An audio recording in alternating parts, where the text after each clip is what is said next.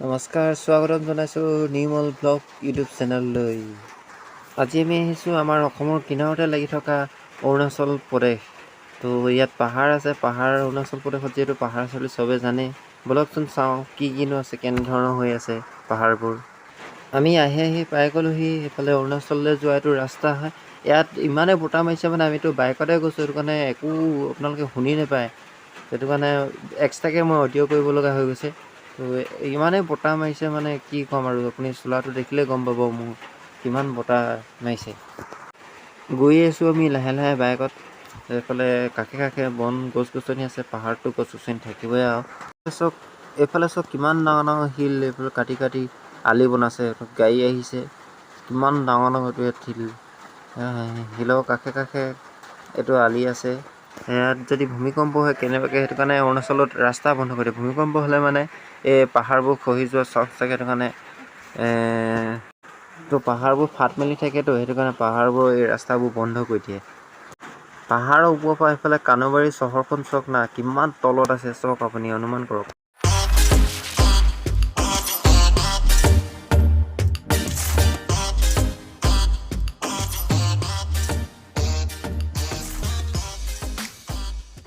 এইফালে চাওক কলপাতে ঢাকি কিনে স্কুটি এখন থৈ গৈছে। স্কুটিত অহা মানুহকেইজন চিকাৰলৈ গৈছে চাগে, সেইটো কাৰণে এনেকৈ থৈ গৈছে।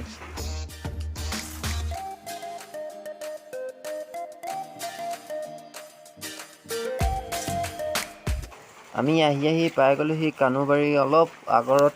এইফালে চাহ বাগান চাওক কেনেকুৱা মজা লাগিছে দেখি কিনে। এইফালে সেইজন আমাৰ লগতে আহিছে। এইবোৰ চব বাগান হয়, বাগান হৈছে। চাইডে চাইডে কলগছ আছে, কলগছ আছে কিন্তু কল নালাগে, কলডিল লাগে। ইয়াৰ কাৰণটো কি নাজানো বাৰু, আপুনি জানে যদি কমেণ্ট কৰি জনাব। ইমানবোৰ কলগছ আছে কিন্তু ক'তো কল এথোক লগা নেদেখিলোঁ, কিন্তু কলডিল পৰি আছে খালি গছখিনিত। এইজন আমাৰ দাই হয়, আহিছে। এইফালে ৱাটাৰ ফলছ, এইটো পানী বৈ আহিছে চব, কি ধুনীয়া। এইটো পানী এতিয়া নাই বেছি, বাৰিষা ছিজনত হ'লে পানীটো বহুত হৈ যায়, থাকিব নোৱাৰে। পূৰা ধুনীয়া মাত দিয়ে ৱাটাৰ ফলছত। ভূপেন হাজৰিকাদেৱে কৈছিল ভাৰতৰে পূৰ্ব দিশত সূৰ্য উঠা দেশ বুলি। সূৰ্য উঠা দেশ বুলি আমাৰ এই অৰুণাচল প্ৰদেশখনকে কৈছিল, কাৰণ ইয়াত প্ৰথম সূৰ্য উদয় হয়। সেইটো কাৰণে অৰুণাচলক সূৰ্য উঠা দেশ বুলি ভূপেন দাই গানত লিখিছিল বা গাইছিল।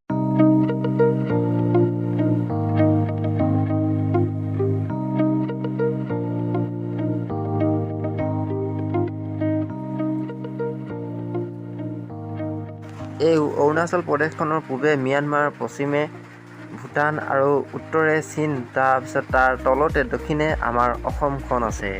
অৰুণাচলত প্ৰথম সূৰ্য উদয় হয়, সেইটো কাৰণে অৰুণাচলক পুৱতি আলোকৰে আলোকিত দেশ বুলি সংস্কৃতত কয় মানে ইয়াৰ মানুহবোৰে। এই যে আমি আহিছোঁ, এই অৰুণাচল প্ৰদেশখন গঠন হৈছিলে 20 ফেব্ৰুৱাৰী 1987 চনত। বৰ্তমান অৰুণাচলৰ ৰাজধানী ইটানগৰ হিচাপে আমি জানোৱেই বাৰু। আৰু অৰুণাচলত জিলাৰ সংখ্যা একেবাৰে কম। আমাৰ অসমততো বৰ্তমান 34খন আছে, তো এতিয়া অৰুণাচলত জিলাৰ বৰ্তমান 16খনহে আছে বুলি গম পাইছোঁ।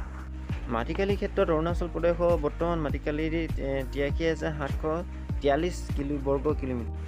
আৰু কথা এটা ইয়াত ইম্পৰ্টেণ্ট কথা, ইয়াৰ আমাৰ অসমত যেনে অসমীয়া চৰকাৰী ভাষা, তেনেকৈ ইয়াত মানে অৰুণাচলত চৰকাৰী ভাষা ইংৰাজী। আৰু সেইটো কাৰণে ইয়াৰ অৰুণাচলৰ মানুহবোৰে আমাৰ চেণ্ট্ৰেলৰ চাকৰি খুব সহজতে পায়, কাৰণ ইংৰাজী সিহঁতি সৰুৰ পৰাই পঢ়ি থাকেতো, ইংলিছ মিডিয়ামতে পঢ়া, চব ইংলিছতে আৰু।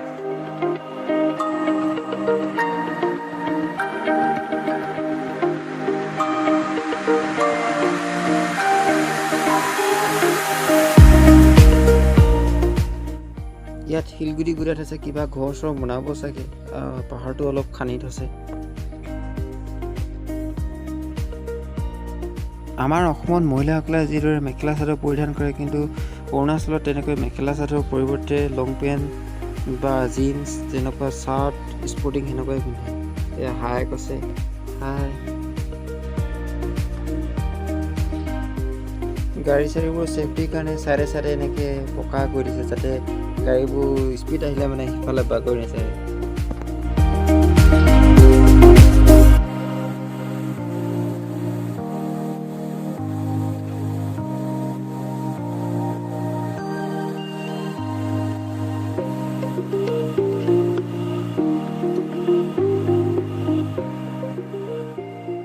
এনেদৰে আহি আহি আমি লংডিং পাই আমাৰ যাত্ৰাৰ শেষ হৈছিল।